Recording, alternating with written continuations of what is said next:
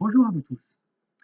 Aujourd'hui, je vais vous parler des objections qui sont formulées par votre interlocuteur, celui que vous contactez par téléphone pour obtenir un rendez-vous.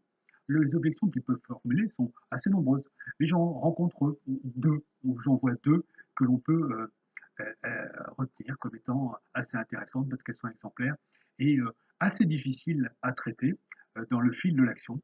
Il faut de l'entraînement, il faut de l'habileté pour être en mesure de les dépasser. Alors je vous propose deux stratégies pour chacune d'entre elles. Voilà comment nous pourrions procéder. Donc la première objection est la suivante. La personne vous dit, alors de différentes façons, elle vous dit je n'ai pas le temps. Je suis désolé, ces temps-ci, je suis très occupé, je ne peux pas recevoir de fournisseurs. Donc rappelez-moi. Alors ce que vous pouvez immédiatement répondre à votre interlocuteur, c'est que vous comprenez bien que vous n'avez pas de temps à m'accorder tout de suite. Ce que je vous propose, c'est que nous convenions d'un rendez-vous à un moment qui vous convient. Serait-il possible de se rencontrer dans 15 jours, dans un mois, au début du mois, à la fin du mois, en fin de semaine, en début de semaine, le lundi, le mardi? Donc on est force de proposition et on essaie de trouver dans l'agenda la solution qui semblait impossible. Ça, c'est la première technique pour dépasser l'objection « je n'ai pas le temps ».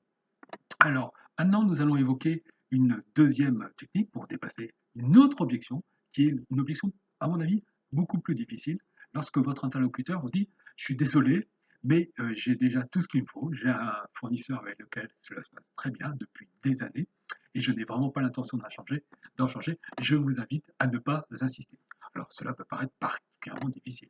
C'est évidemment une position que bon nombre de nos prospects ont. Ils ont un fournisseur avec lequel ils ont établi une relation qui est productive, qui est intéressante, et réellement, ils ne voient pas l'intérêt d'envisager d'en changer. Alors, que devons-nous répondre à quelqu'un qui nous dit ça?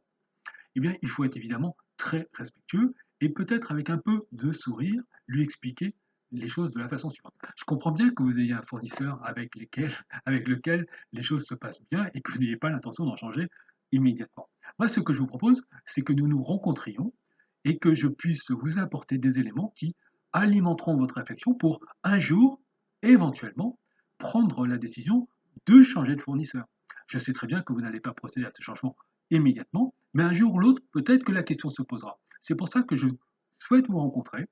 C'est un entretien très ouvert, sans évidemment la perspective de devenir votre fournisseur à très court terme, mais en pourront peut-être le devenir un jour. Donc, je vous propose un échange rapide pour faire connaissance mutuelle, en quelque sorte, se faire connaître comme fournisseur potentiel auprès de votre entreprise. Qu'en pensez-vous? Que pensez-vous d'un rendez-vous dans 15 jours, un mois, que nous puissions nous rencontrer tranquillement et envisager un éventuel partenariat si la question se posait un jour pour vous.